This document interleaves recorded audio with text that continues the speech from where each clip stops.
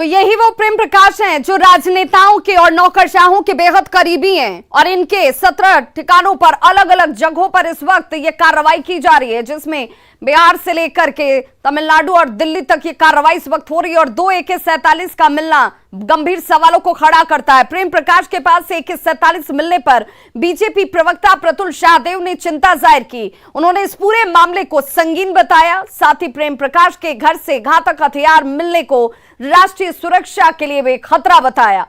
इसकी NIA से जांच कराने की अब मांग की गई है। प्रेम प्रकाश के यहां से 2 AK-47 रिकवर हुआ है और हम ये मानते हैं ये बहुत ही संगीन घटना है, बहुत ही चिंताजनक घटना। आखिर एक प्राइवेट पर्सन के यहां से प्रतिबंधित हथियार, वो भी AK-47 कैसे रिकवरी हुआ, ये किसका हथियार था, क्यों लाया गया था और प्रेम प्रकाश के घर में ये क्या कर रहा था। तो इसके तो भाई अब राष्ट्रीय सुरक्षा से तार पूरे जुड़ जाते हैं और हम मांग करते हैं कि इसमें ED और CBI के अतिरिक्त हमें लगता है NIA जांच की भी आवश्यकता है। और सहयोगी ओम प्रकाश हमारे साथ इस वक्त ज्यादा जानकारी के साथ वो लाइन पर जुड़ गए। ओम प्रकाश, सवाल सीधे तौर पर यही कि कारोबारी के घर में AK-47 क्या कर रहा है? बता दें कि जिस तरह से AK-47 बरामद हुआ है तो ये बात तो साफ तौर से कहीं ना कहीं राष्ट्रीय सुरक्षा से भी जुड़ा हुआ है, राज्य की सुरक्षा से भी जुड़ा हुआ है, क्योंकि जिस तरह से इन हथियारों के खेप मिलना, कहीं ना कहीं इसमें अपराध की भी संलिप्तता सामने आ रही है। अब ये हथियार किसी को सप्लाई करने के लिए रखे हुए थे या फिर ये प्रेम प्रकाश का शौक था, क्योंकि अगर बात की जाए प्रेम प्रकाश के शौक की तो विदेशी मूल का कछुआ पिछले बार भी बरामद किया गया था, कई एंटिक चीजें और भी मिली थी। प्रेम प्रकाश अगर बात की जाए तो वो लगातार इस तरह के अपनी उसका शौक था और इसी वजह से उसने एक आलीशान घर भी, अगर अरगोड़ा इलाके में बात की जाए तो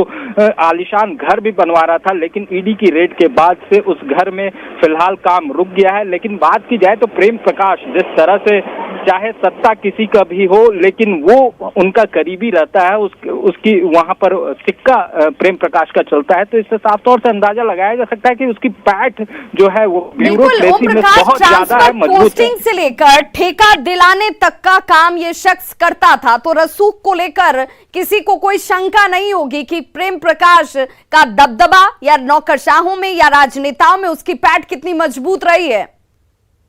जी बिल्कुल, अगर किसी को भी अपने मन मुताबिक ट्रांसफर पोस्टिंग करानी होती थी तो प्रेम प्रकाश का दरवाजा सबसे मुफीद माना जाता है। वहां से जाकर अगर वहां पर चढ़ावा चढ़ाया जाता है तो फिर उसे मन मुताबिक ट्रांसफर पोस्टिंग तमाम चीजें मिलती हैं। अगर कोई टेंडर चाहिए, अगर उसमें पेचीदगी है तो उन पेचीदगियों को भी दूर करने का काम जो है वो प्रेम प्रकाश के द्वारा किया जाता था। तो जाहिर तौर से कहा जा सकता है कि उसका रसूख तो काफी था, लेकिन अब ये हथियार सिर्फ पैसों तक की, आर्थिक मामलों तक ही बात नहीं रही, अब हथियारों तक भी पहुंच चुकी है, वो भी AK-47, जो कहीं ना कहीं बताता है कि प्रेम प्रकाश का जो कनेक्शन है वो अब इससे कहीं ज्यादा बढ़ गया था। क्योंकि पिछले बार भी इसी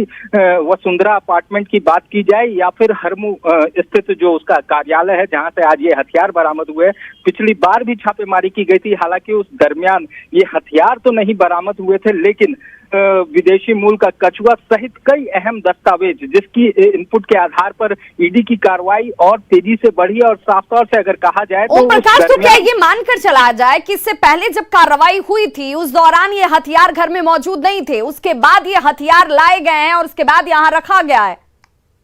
जी बिल्कुल, कहा जाए तो उस दरमियान हम भी वहां पर मौजूद थे। जिस तरह से वहां पर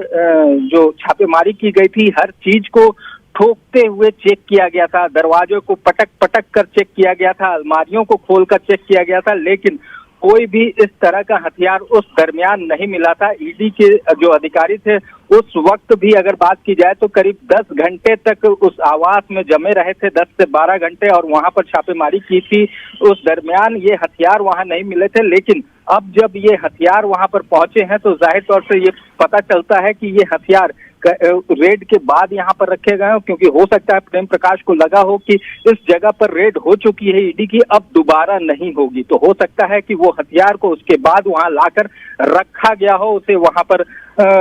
रखा जा रहा हो। और इसी की सूचना, जिस तरह से ED को जो सूचनाएं मिली पंकज मिश्रा या फिर उनके करीबियों से पूछताछ के आधार पर, उसके बाद एक बार फिर ईडी की रेड और जो दबिश है उन ठिकानों पर भी देखने को मिली जहां पर पिछली बार भी रेड हुए थे, और इस बार वहां पर गहनता से जांच की गई और उसमें ये हथियार मिले हैं। तो बिल्कुल, क्या प्रेम प्रकाश के सासाराम स्थित आवास पर भी ये कार्रवाई इस वक्त हो रही है?